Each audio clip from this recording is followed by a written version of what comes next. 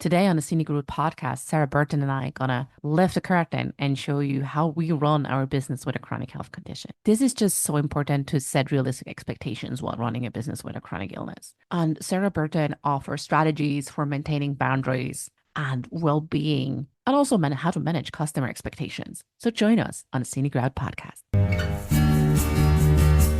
Hi, and welcome to the Scenic Route podcast, where we believe in embracing life's journey with purpose, curiosity, and a bit of potty humor. I'm one uncool mom, and I'm always looking out for that perfect slice of gluten-free rhubarb pie. Every week, I get the joy of sitting down with dreamers and doers who dare to take the road less traveled in pursuit of their own magic. Together, we dive into the inspiring stories of soulful entrepreneurs and visionary leaders who boldly share their beliefs, lessons, and fuck-ups. Excited? So am I. You're exactly where you're meant to be. And now, let's take this conversation off the beaten track.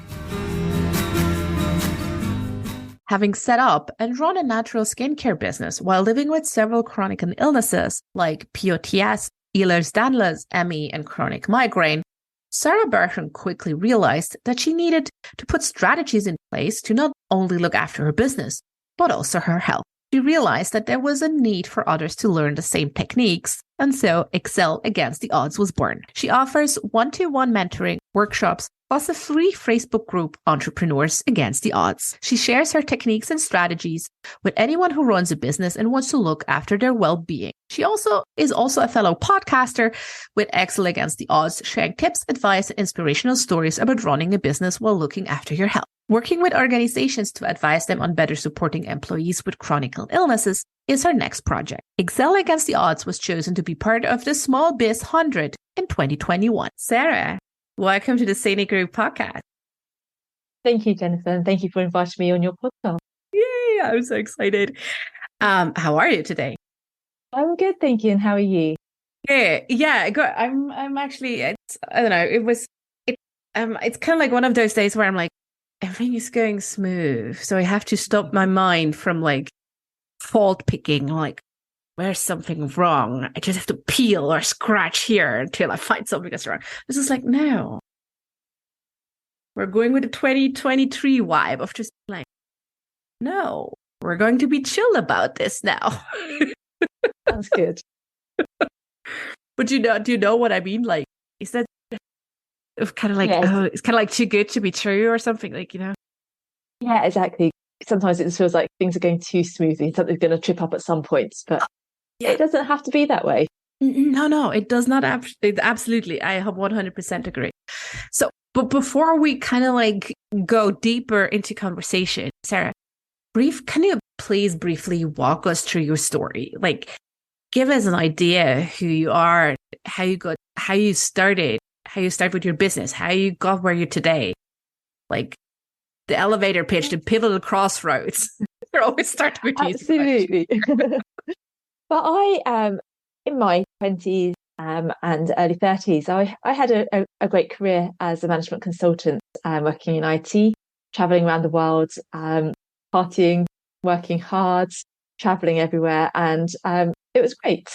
And then slowly it started to crumble, and my health started to really get in the way. At first, I thought it was just I wasn't coping with the fast-paced life, but eventually I became aware that it wasn't normal. I had to ask people. I was like speaking to friends and saying, "Do you find that your legs and arms ache all the time, as if you've been running a marathon?" And they're like, "No, they don't." And I was like, "Oh, okay, maybe there is something not quite right with me." Yeah. And after that, I probably had a good 8-10 years of visiting doctors trying to work out what was going wrong. I eventually got diagnosed with ME, which is known as chronic fatigue syndrome. And as a result of that, I lost my career. I could no longer work the hours that were expected.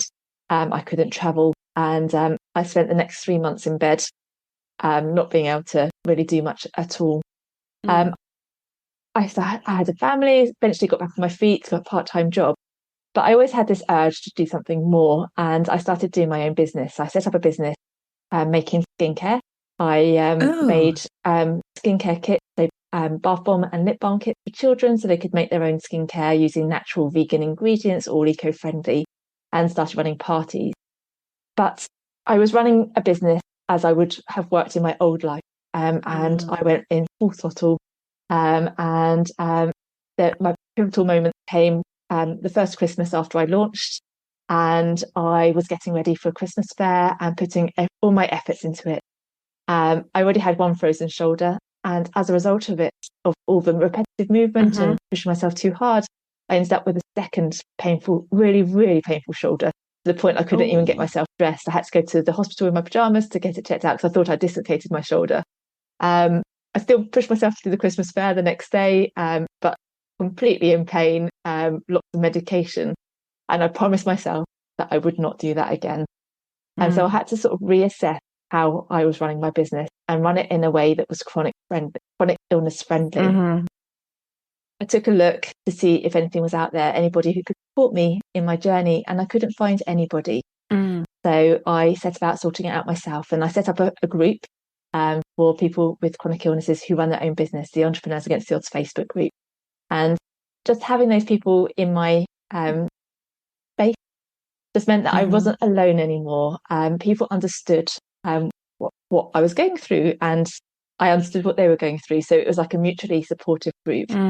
And I learnt ways to run my business in a way that was chronic illness friendly. So things around how to find the best strategy, how to prioritize my work, how to get as much done in a short amount of time as possible, because when you have a chronic illness, you're quite limited in your time. And from that, I started running workshops and doing mentoring. I also am now supporting organisations who want to better support their employees with chronic illness as well, because that was something that I found was missing when I first was diagnosed with a chronic illness. One step I missed along the way is the fact that actually I have since been diagnosed with other conditions. I'm not personally not convinced I had chronic fatigue syndrome, because I've since been diagnosed with Ehlers-Danlos syndrome and POTS syndrome as well. So it might be that I do have ME as well, but who knows? So it took about 16 years, I think, from first symptoms to getting diagnosed with POTS and Ehlers-Danlos. So it's been a long journey. Yeah, I can so relate. There's always, I mean, yeah. Well, first off, like, congratulations on like putting yourself through all of the medical labyrinth and mad ways of the system, because I know it's really, really tough. And it took me, I don't know, 25 years to get the endometriosis diagnosis, and just kind of like an idea of like, oh, actually, no, yeah, thank you for all the times you told me to do yoga or eat more healthy. Thank you very much. So, and kind of like, yeah, doing something with it, not like, like actually, like, okay, this is like, this chronic illness is I don't know, it's my weakness and it's also my strength. Kind of like really turning it around and be like, hey, actually, what can I do with it? Like, I don't just want to wave goodbye to life, but what can I do with it? So, and I'm really excited to go into like how maybe first how we can take better care of ourselves as entrepreneurs with chronic illnesses. And also I'm really curious on, you said one of the things is surely we're short on time, or we just don't have as much hours that we feel like we're producing our best outcome.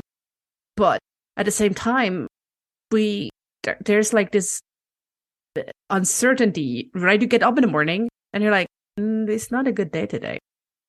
So how you work with that, where you don't know, can you perform what you want to perform the next day or not? Like, how do you work with that uncertainty to a level? So I'm really curious about all of those like kind of like strategies you got. And then we can also maybe briefly talk about how businesses, or how we as let's say entrepreneurs, when we hire people with chronic illnesses, like copywriters or other service providers, how can we make sure we provide a safe environment for them? I feel that's also very important because I don't know, I get the impression that a lot of entrepreneurs, like a lot of people with chronic illness, have chosen that path because the corporate route is just not sustainable at all in the current climate. So I'm really curious about that. So how did you kind of like start to take better care of yourself in regards to your business? First thing that I do for myself and I recommend for clients is to start thinking about putting your well-being first and then letting your business fit around that. If you aren't looking after yourself, then your business is going to really suffer. So most people, when they're starting a business, will put their business first and then they'll say, I don't have time to look after myself. I don't have time to do the things that bring me joy. And I think it's really important to switch that round and really start putting yourself first. Write a list of all the things that you want to do for your health and all the things that bring you joy. And then make sure that you're picking and choosing and putting those into your diary before you do anything else with your business. So if you have some non-negotiables, exercise, getting out in nature, getting that rest, maybe having an afternoon nap, put that in your diary first and then plan everything else in your business around that. I think if you can do things that bring you joy, then you're going to increase your energy levels. And energy is something that's always a problem when you have an energy limiting issue, such as a chronic illness.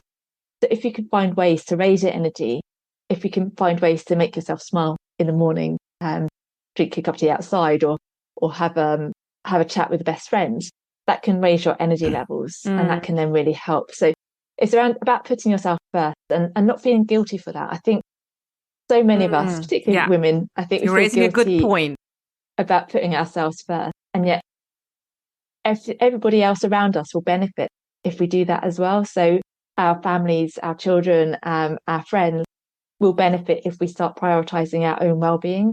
We can then be there for them a lot more as well. And as I said, our business is going to really flourish if we look after ourselves. So it's remembering those key points about what does make a difference to our health. And I really do think it's important to start listening to your body as well. So if you're having niggles or if there's things that you need, so if there's particular foods that you feel that you really need to eat, then listen to your body and what it's trying to tell you. I know that if I'm sitting at a screen too long, I might start getting pain in my eyes or my shoulders might start aching. And I know that that is a message from my body to me that if I don't listen and react to it, then I'm going to really suffer for it later. So again, I know that sometimes it's very hard to step away from your desk when you're working on something. But if your body's telling you that's what you need to do, then you do kind of need to take heed of that. And that will mean that later in the day or the next day, you'll actually be able to do a lot more than if you try and persevere and then end up with a migraine or in severe pain. So it's really hard and it is all about acceptance. It's accepting that you do have limitations, but you can, if you do prioritize your well-being and listen to your body, you can adapt. And you can still get a lot done as well. I find that if I have a day when I'm sitting in front of my computer for 8 hours solid, I can procrastinate quite easily and I can get distracted and I end up not particularly achieving loads. And there are days when I maybe have just an hour or 20 minutes or 2 hours. And suddenly, because that's focus time, I can actually get a lot more done than if I was sitting in front of my computer for 8 hours. And I do recommend that if somebody's going to sit down just for a small amount of time, knowing exactly what they're going to work on before you sit down, have a little goal in your mind. What do I want to achieve in this short period of time that I've got available? Like the task on a post-it or something. Like just really something small that fits on a small post-it and be like, okay, that's what I want to do and the allocated amount of time. Exactly. And do that before you actually sit down at your desk. Because if you sit down at your desk without actually knowing what you're going to do, you'll end up doing anything that's in front of you. You'll get distracted by websites or whatever. But if you actually, before you sit down, write that on your post-it, put it on your computer, then you're going to get a lot more done as well. So I think that obviously we have less time as if you have a chronic illness, and because you do have to take more care of your health and you might not have enough energy to work a set amount of hours. But I do think you can achieve so much in a short amount of time if you're focused and have an idea of what you want to work on. Yeah. Yeah, absolutely. And also to be really clear, that really helped me to really focus on, okay, what is a task that is absolutely crucial that I do perform this task? There is no way I can delegate that or outsource that or whatever. This is something I have to do as kind of like the queen bee of this operation. And what can I outsource? Where can I ask for help? What are the tasks that need to get done or should get done, but it's not crucial that I do them?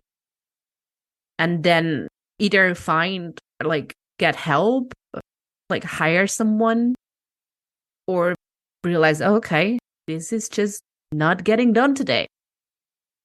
And being cool with that too, right? Like if it's not a crucial queen bee task, it can wait. Yeah, and I think we find if we actually properly studied what sort of pressures we're putting on ourselves, some tasks you don't actually need to do them. They can. There's a lot of things that you want to do, but aren't necessarily moving you towards your goal, but you feel like you should do them because that's what everyone does. Yeah. And there's also the tasks that we do set ourselves. It's only, obviously we've got client tasks which are different, but a lot of the tasks that we set ourselves it's ourselves putting pressure and giving ourselves a deadline. It's nobody else. So if they do slip a few days, it's not the end of the world. And again, it's accepting that it's not a failure if you don't complete your to-do list. It's being accepting that it doesn't matter. If you set yourself a launch in a month's time and it takes a month and a half, it doesn't matter. That was your deadline, and it can move. So have that sort of flexibility. And I think your question earlier around when you wake up and you don't have the energy to do something, it's understanding that and knowing that you have to have some flexibility in your diary, and know that certain days you can't do certain tasks. So I know that if I'm coming down with a migraine, I certainly can't be doing anything that's going to require a lot of focus. But that's a good day for me to do some more relaxing ideas. And often I get my best ideas when I'm actually relaxing and letting my mind think, or I might have some jobs that I can just do by like just sort of more menial jobs that I can get done when my headache's not too bad. So it's sort of having a flexible approach and knowing what sort of energy you've got and what tasks match that energy, and then making sure you've got plenty of white space in your diary where if something doesn't fit, you've got, I know on Friday afternoon I've got nothing planned in, I can do some catch-up tasks that need to get done. So you're not going to beat yourself up for not completing any work. Yeah, that's a really good point to kind of like, I mean, always plan with plenty of white space. I mean, that's a good advice anyway, regardless if you're suffering from a chronic illness or not, because to kind of like have that breathing periods, because we need that. Our brain we're not productive right now. I mean, that's a corporate. Yeah. Like, I don't know, that's not going to happen. And also, of what you said, right? Like maybe if you're planning something like a launch of a new service or a new product, and you divide it into all the little endless tasks you want to do, maybe you also color code them by energy and level involvement. Like, I mean, that is obviously going to depend, it's different for everyone, but for me, I know, okay, like actually showing up for like an Instagram live, that's high energy. That I really need to do that. But doing things like the graphic design of things, or the Pinterest templates, Instagram templates, all those sorts of things, I can do that when I'm low energy, because I've been doing graphic design for over, I don't know, 20 years. Like that's just easy. So to really kind of like go through the tasks and color code them might be a good hack as well, to know, okay, today is like, I don't know, an energy code blue kind of day and pick something of that list. So you're still moving towards where you want to go, but knowing, okay, I don't know, green and yellow are not going to happen today.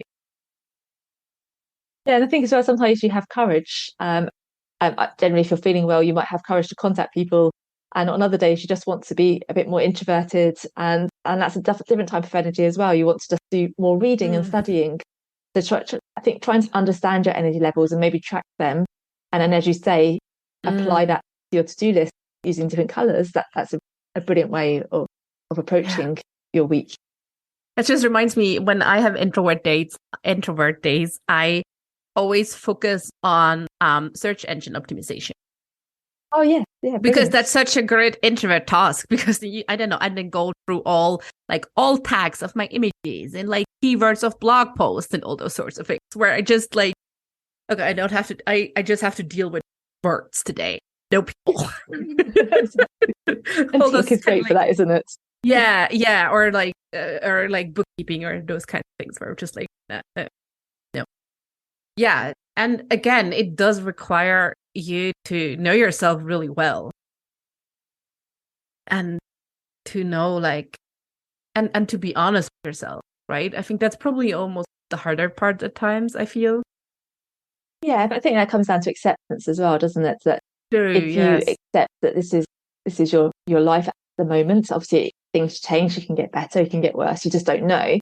But if you can accept that is how you're feeling, how you have to work at the moment, then I think it's easier to then have that knowledge about yourself. Yeah, to be, as I agree, it really boils down to acceptance and be like, hey, I accept the situation as it is. And I love that you said it's a temporary situation. You don't know, no one knows, right? You could perfectly well, and the next day something, you never know. And like what is helping me as well is kind of like it is what it is approach, right? Like to be like, this is just the current situation, and regardless, I am well, all is well, and we're just feeling that. I think that thing about it being a temporary state was something that was really, really important to me, because I used to find that if I had a bad patch with my health and struggling with a lot of pain and exhaustion, I would then sort of spiral because I thought, oh God, this is getting worse.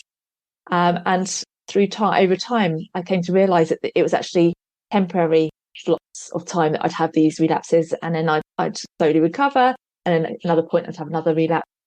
And now I know that if I do have a few bad days, it's not forever. It doesn't mean that my illness is getting worse. It just means that for a small amount of time, I'm going to be feeling worse, and I can cope with that. And I think knowing that I can cope with that and it isn't the end, that things can get better, has really made a huge difference in me accepting my illness and being able to run a business. Yeah, but that is strongly linked to you going through that experience, you going through a bad patch and realizing, oh, okay, there's a bad patch. These are the signs. Now it's my time to take better care of myself, and I know things will improve. Which is, we know this now because we're like old pros dealing with chronic illnesses. But if you have a client who is new at this and who hasn't really strengthened that experience, that muscle, what are you telling them? Is to have that reminder almost like an affirmation that this is a phase. And one of my favorite phases through illness and also through having my children is this too shall pass. Knowing that yes. Every situation is temporary. And I think generally in life, even if you haven't got a chronic illness, life goes through so many different phases, and everyone has difficult moments, and it is temporary. There's always a way out. Even really, really hard situations, it's not never end. There are ways out of things in general. So it's knowing that and just repeating as an affirmation, this will pass, this will pass. Yeah. It can really help to boost that, knowing that it's not permanent. Yeah, and also trying to like flip the script, right? Like, I mean, I know it sounds so like such a cheesy Pinterest quote / bad ripoff of a secret or whatever. Like, you cannot control what is happening. Like, how your body reacts to certain things, but ultimately you can decide, okay, do I want to wallow in this, or do I flip it and be like, it's okay. I'll be okay. I'll see this is just a scenario that's happening to let my body know I have to take better care of myself in the future. Yeah. It's okay to have bad days when you feel fed up with it all. And again, that will, having that feeling, it will pass. But I think we all have every right to think, oh, this is awful. Why me? But knowing that it's not always going to be that way just definitely helps. Yeah, I agree. So, in terms of really, I'm curious of when we talk business, we said it's already important to have kind of like loads of white space, like habits, so you can plan with how your energy levels are each day. What are other, I don't know, I don't want to call them hacks, but what are other ways you do yourself or you recommend your clients to kind of like have really to work a successful business on really their own terms and really almost kind of like, this is the best business life and I love it. What are kind of like the steps that maybe the simple steps we have thought about it, implement? I think probably one of the main things to do is to think about your strategy and make sure that it's a strategy that works with the chronic illness. If you're trading time for money, then and you have limited energy, then that's not going to work, because you won't ever be able to grow that business because your time and your energy is limited. So thinking about ways of changing it. So one example of that is, I said earlier that when I started my first business, I was running birthday parties and workshops, and obviously that is a huge drain on my energy. So my plan and what I'm doing now is franchising that part of the business so that other people can run those parties on my behalf, and I can still grow the business and be proud of what I've achieved, but I don't actually have to do that myself. So either thinking about if you can employ people or change the model completely, do sort of a more one-to-many approach, franchising, just sort of thinking about how best can my business suit my health, and looking at it that way can really make a big difference. Yes, and I especially love franchise, and to really think about very early on how do I need to structure certain things that, and I mean, even if you're not going to franchise, right? Like maybe it can feel really helpful to think as if you would franchise, but even if you have no intentions, but to kind of like, what is part of that? It's part of like, it's documenting your process. It's documenting your workflow and documenting your system. So even when you're not franchising, but when you then decide, oh, I need help, and you bring in like, let's say a VA or an OBM, you already have like so much information collected on how you run your business that it can just be like, there you go. Very much so. Let me know if you have any questions. Right? Also, while you're documenting that process, you can often find ways of doing things quicker as well. Because if you're actually focusing on, okay, what is my process for onboarding a new client? Is there anything that you can then take a step back and say, okay, is there anything I can do quicker?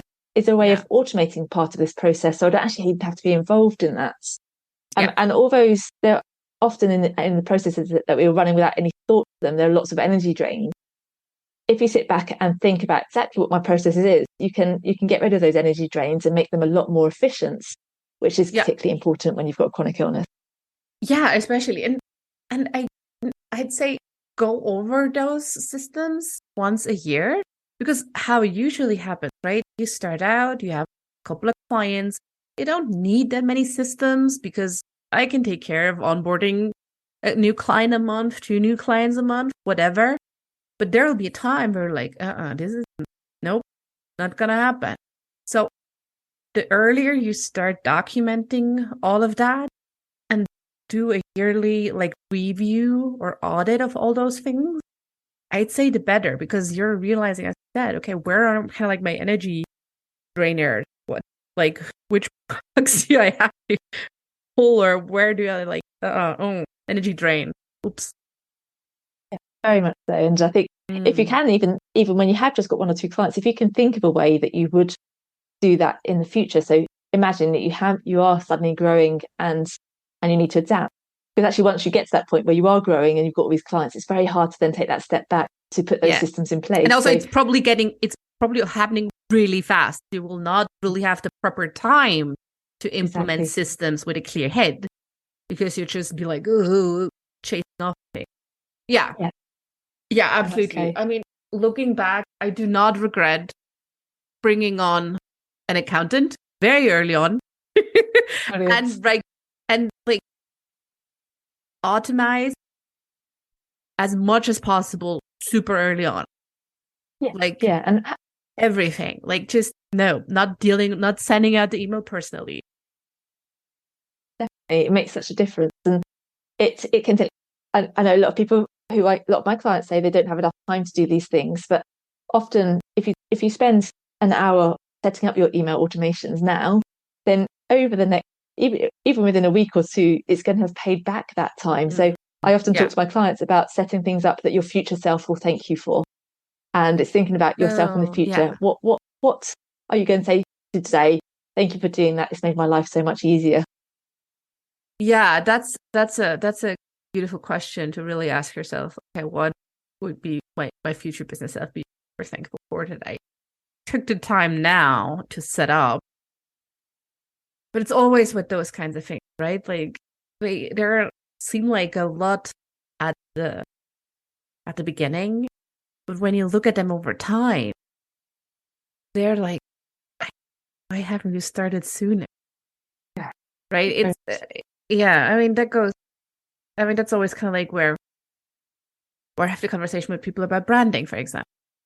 Right? Like, oh, but it's so much work. And like, yeah, but it's the initial amount of work, it's just only gonna increase. And it's not gonna go away. It's also just gonna, you'll have more things to take care of once your business grows. So rather sit down at the beginning, do it properly, and then let it grow with you, instead of, oh, okay, I now have like all these gazillion things. They're all mix and match, pick and mix, and like, uh-oh. Yeah, absolutely. That's always, I don't know, interesting thing. We're kind of like, no, I'm not dealing with that. Let's there's no instant gratification doing that. Let's just not do that. I feel that's really something that's really one of our strengths, maybe, with entrepreneurs or people with chronic illness in general. We're really learning to become really good at doing it, like, to not go for like the instant win, for the quick win, but for like the long-term win, because we know the quick win might feel good, but it's more important that we focus on the long run. Yeah, and if you can set up good foundation for your business, which obviously takes longer, then it's going to, over the long term, it's going to be a lot more solid business model, and get much more reward for it. So it's definitely worth putting those foundations in place and making them as solid as possible.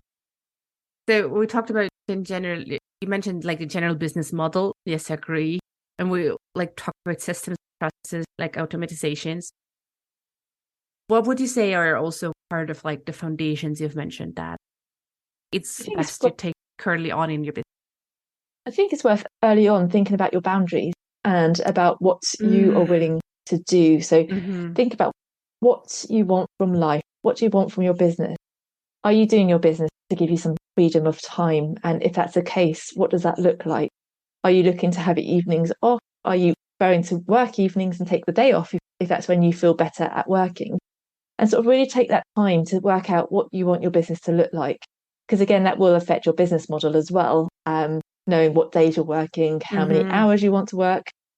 And then very early on, making sure that your customers are aware of that as well. You can set up automatic responses to emails, which state the hours that you're working, and you could say, "Oh, I plan to get back to you within X number of hours or X number of days," and having that sort of communication early on can make people adapt to that very easily. So a lot of people complain that people expect instant responses nowadays because of the invention of mobile phones with emails and things like that.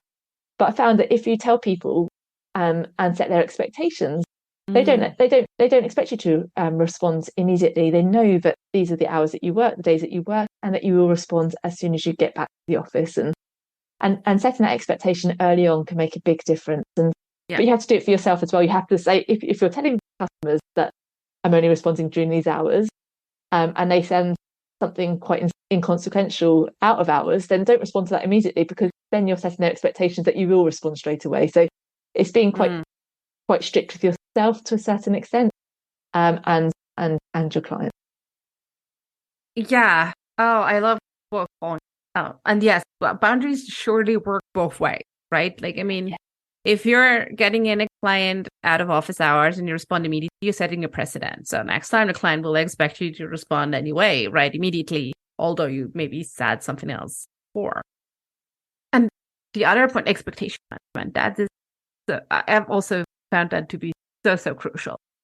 Like my clients, for example, they know I'm not going to respond on Mondays. Mondays is my day with my kid. I'm not available on Mondays. They also know I got to reply within certain time frame. And honestly, if they have a problem with that, then it's I don't know. I'd say I'm also partly to blame, because something in my lead to client funnel is not working properly, because there are not my right fit clients. Right? Because at one point I was maybe like, I don't know, thinking, I know it would be cool to work with this client. They're like, oh, the money would be cool. It would be nice to have the money or whatever. And kind of like go against my gut of like, this is not our ideal client. And then, I don't know, there's usually a boundary issue, like approaching on the horizon, my experience. Yeah, that is so crucial. And you can do little things. And I also found it that if you really talk about it, make it really clear. I never had a concern. I never had that raised as an issue or anything like that. Just like, absolutely. Okay. Yeah. Jen is on holidays. Jen is not available on Mondays, whatever. Yeah. I think the only problem comes if you don't communicate that, because then people expect you to respond. But if you're clear and upfront, people do accept that. And they can choose not to work with you if they don't, and that they wouldn't be the right fit for you anyway. So it's good to set those expectations. I once joked to a client, like, she, like, what if, like, I said, look, I'm on vacation. She's like, I know, that's cool. And she's like, and then she's kind of like half joking. She's like, but what if, like, I don't know, the roof's on fire? I'm like, please call the fire brigade. Right? Like, I mean, if it's life or death, then like call someone who can actually deal with it. Most likely will not be your service provider. So I'm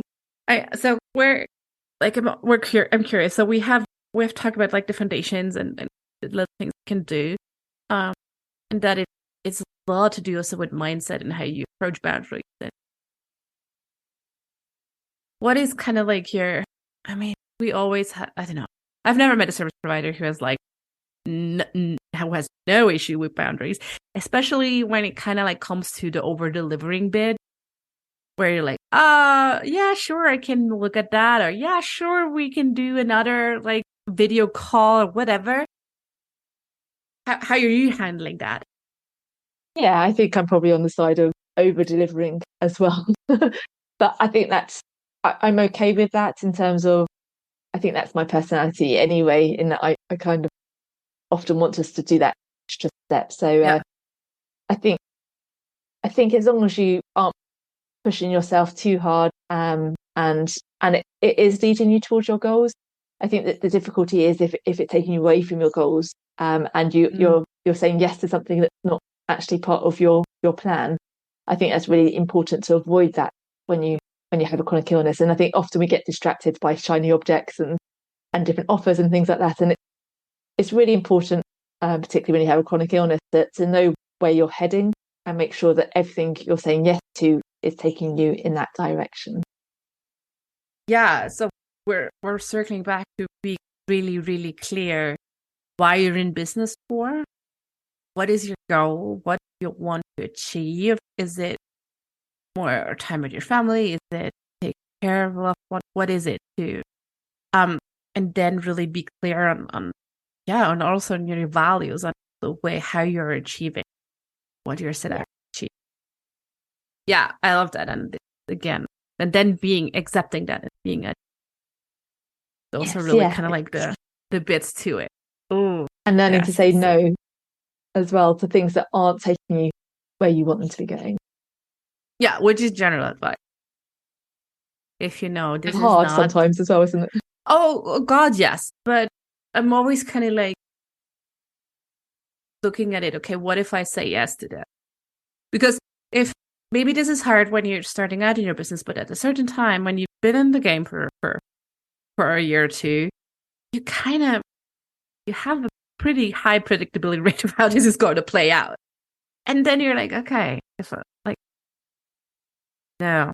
If it's just disrupting your peace of mind, no, not worth it. No, not worth it. And I had that with a client of mine once, where she was like, yeah, but I want to do it. I need the money. I'm like, yeah, okay, cool. If you say you want to have the money, you need the money, then work that project. Just make sure you have firm boundaries and you're like protecting yourself all through that project. And what happened? The project went fine. She was firm on her boundaries. But what happened? That not so great client was really happy with her work. So he referred her to all his peers who were also not all that great clients, overall. She was like, he keeps on referring me clients, and I know this is a good, bad problem to have, but they're not the people I enjoy working with. It's really exhausting. And I always have to be on guard with my boundaries. But he keeps I cannot tell him to say no, don't bring me. So that can also happen, right? The people takes you off in completely different directions. Yeah. Suddenly you're like, wait, no, I did not want to go into this industry. I did not want to work with this type of client. How the hell did we get here? Yeah. Absolutely. So now kind of let's switch quickly to before to kind of end our conversation. If there's a chance that you're listening to us and you're not suffering from a chronic illness, but maybe you're consider working with someone who is disclosed that they have a chronic illness, what can we do as entrepreneurs who work with freelancers or hire part-time team members? What can we do to establish a good work environment for service providers, entrepreneurs? I think if somebody has disclosed that they've got a chronic illness, then they're okay for you to ask questions and just ask them whether they need some sort of additional time or if a different type of working process. I think every chronic illness is different, and everybody with that chronic illness has different reactions to it as well, and different ways of working. Everyone's kind of the expert on their type of chronic illness. So but even for them as well. So someone else with POTS might show up in different ways to how I deal with it. So it's worth having that conversation and not making any assumptions, because I think people have different ways of working.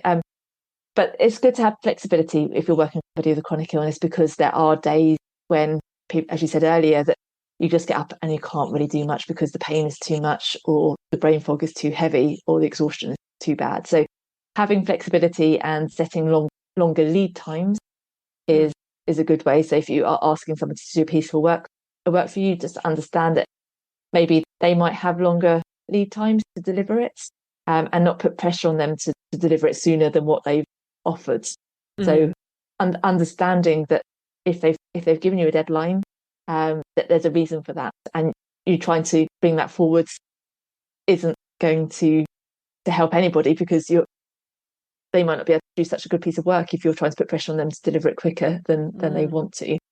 So having that flexibility and understanding, and I think just having those conversations, asking whether there's anything that could be useful. I was talking to somebody yesterday who's going to be going into a hospital, but he still wants to be able to work while he's in hospital. So he's now talking to his clients about the fact that he wants to know upfront what work is needing to be delivered, so that he can plan for that before he goes into hospital, and make sure that he can still deliver it while he's in hospital. So he's asking for the work up front, and then making them aware that there might be some changes depending on how long his stay is going to be and how well the operation goes. But he's been quite upfront about it, and his clients are responding very positively to that. So if you do have somebody approaching you in that way, just to have an open mind and understand that this is that they do produce good work, and that you can be flexible and work around their requirements. Yeah, and also maybe think about your timeline, right? Because there's a high chance your timelines are arbitrarily set as well, and you're putting yourself under unnecessary stress anyways, right? I want to have this done by the end of the week.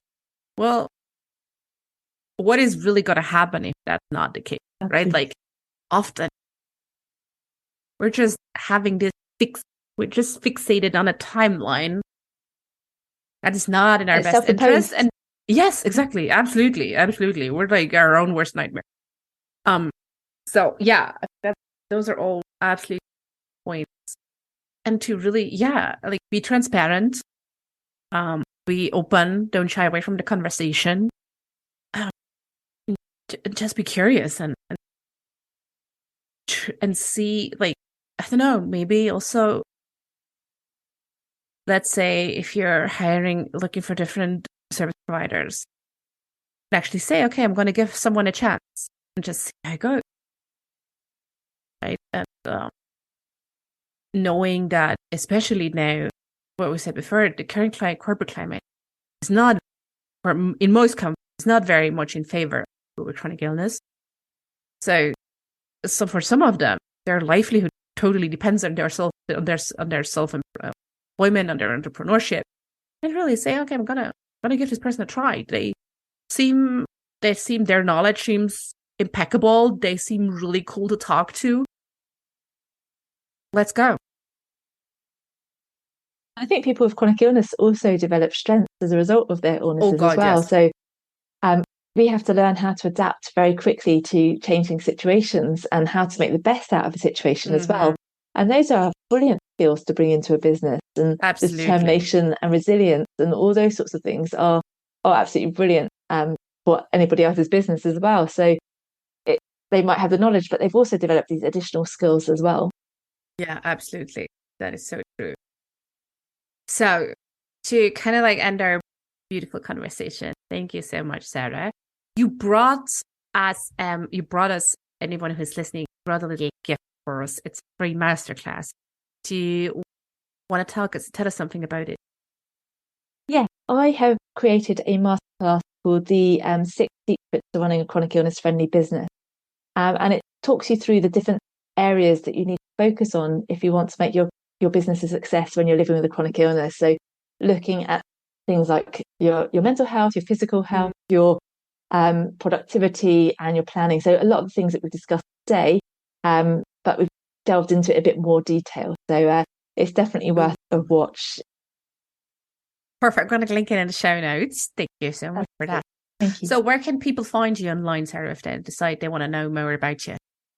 If you have a business and you have a chronic illness, then you can come and join the free Facebook group, which is called Entrepreneurs Against the Odds. And I have a website, which is excelagainsttheodds.co.uk. And you can also find me on Instagram with the same name as well. Perfect.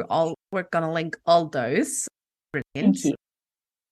So I always have one final question before I let anyone off. What book are you currently reading, Sarah? I am reading a book called Energize by Simon Alexander Ong. I've got it just next door to me. And it's all about how to find your energy and how to increase your energy. So looking at things like making sure that your space and your mind is clutter-free, that can elevate your energy, and looking at bringing joy into your life. So I'm still quite early on into that, but I'm really fascinated about how, obviously I have an energy limiting illness, but there are ways that even if I haven't got physical energy, I can increase my mental energy. And I think when you've got a business, that is brilliant. Oh, absolutely. Absolutely. It's all about capacity building. I love that. Well, Sarah, thank you so much for joining me on the Cine Group podcast. It was a blast to have you here. And just like that, we've reached the end of another journey together on the Cine Group podcast. Thank you for spending time with us. Curious for more stories or in search of the resources mentioned in today's episode? Visit us at cinegrootpodcast.com for everything you need. And if you're ready to embrace your Cine Groot, I've got something special for you. Step off the beaten path with my Cine Groot affirmation card deck. It's crafted for those moments when you're seeking courage, yearning to trust your inner voice, and eager to carve out a path authentically, unmistakably yours. Pick your Cine Groot affirmation today and let it support you. Excited about where your journey might lead? I certainly am. Remember, the Cine Groot is not just about the destination, but the experiences, learnings, and joy we discover along the way. Thank you for being here, and I look forward to seeing you on the Cine Groot again.